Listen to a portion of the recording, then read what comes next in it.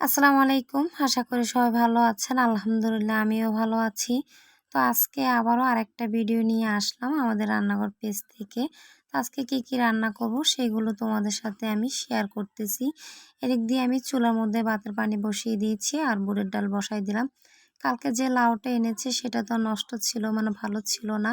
তো আজকে সেটার পরিবর্তে আরেকটা লাউ নিয়ে আসছে আরকি। এটা খুবই ভালো ছিল এবং খুবই কচি ছিল লাউটা। এদিক দিয়ে পানি বসিয়ে আমি অনেক কাজ করে এসেছি। তারপরে এসে দেখি ভাতের পানিটা গরম হয়ে গেছে। তো চালগুলো ধুয়ে দিয়ে দিলাম আর এদিক দিয়ে ডালটাও সিদ্ধ হয়ে গেছে। এখন আমি লাউটা কেটে নেব, যেহেতু আমি ডাল দিয়ে লাউ রান্না করব আরকি। আজকে আর মাছের কোনো তরকারি হবে না। লাউ দিয়ে ডাল রান্না করব, করলা ভাজি করব, সেই সাথে ভেন্ডি ভাজি করব।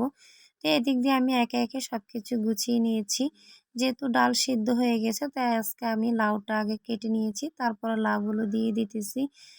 লাউ দিয়ে দেওয়ার পরে এখন আমি একে একে লাউর মধ্যে যে মশলাগুলো দিব সেগুলো দিয়ে দিতেছি। এখানে আমি লবণ দিয়ে দিলাম, হলুদের গুঁড়া, জিরার গুঁড়া, অল্প পরিমাণে একটু রসুন বাটা দিয়ে এখন আমি ঢাকনা দিয়ে রেখে দিয়েছি। এদিক দিয়ে এখন আমি সবকিছু একে একে কেটে নিতেছি। প্রথমে ভেন্ডিগুলো ধুয়ে নিলাম, ধোয়ার পরে কিন্তু কাটতেছি। আর এদিক দিয়ে যে আমি লাউ বসাইছি, তো উপরে নিচ করে লাউটা ভালো করে একটু লাড়াচাড়া করে দিতেছি। যেহেতু মশলা দিয়েছি, মশলার সাথে লাউ মিশতে হবে, সেজন্য একটু লাড়াচাড়া করে ঢাকনা দিয়ে আবার রেখে দিলাম।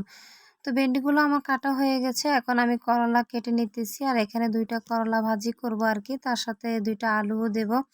তো আলুগুলো যখন কাটতে গিয়েছি দেখি ২ টা আলু নষ্ট ছিল। পরবর্তীতে আরও ২ টা আলু নিয়েছি।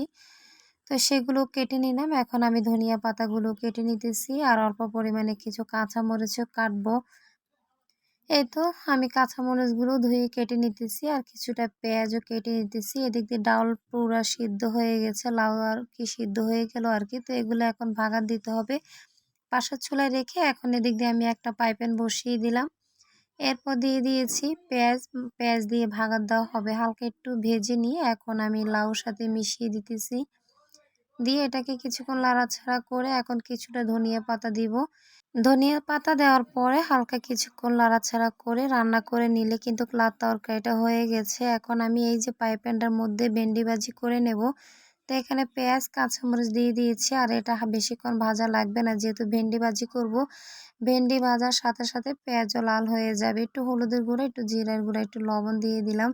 দিয়ে এটাকে কিছুক্ষণ নাড়াচাড়া করে আমি রান্না করে নেব। আর এদিকে কিন্তু চুলার মধ্যে আমি বেশি একটা আগুন দেইনি, যেহেতু লার্কির চুলা, আগুনের তাপটা কিন্তু যে পরিমাণে আছে ভেন্ডি ভাজিটা কিন্তু হয়ে গেছে।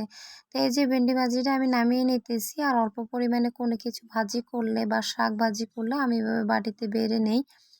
এই যে হয়ে গেল ভেন্ডি ভাজিটা। এখন আমি এটার মধ্যে এখন করলা ভাজিও করে নেব। তো এখানে কিছুটা তেল দিয়ে দিতেছি আর এখানে কাঁচামরিচ, পেঁয়াজও দিয়ে দিতেছি।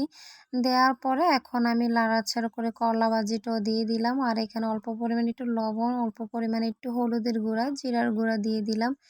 দেওয়ার পরে কিছুক্ষণ নাড়াচাড়া করে নেব। আর আগুনের তাপটা কিন্তু একেবারে কম ছিল, আমি অল্প আছে কিন্তু রান্নাটা করে নিয়েছি।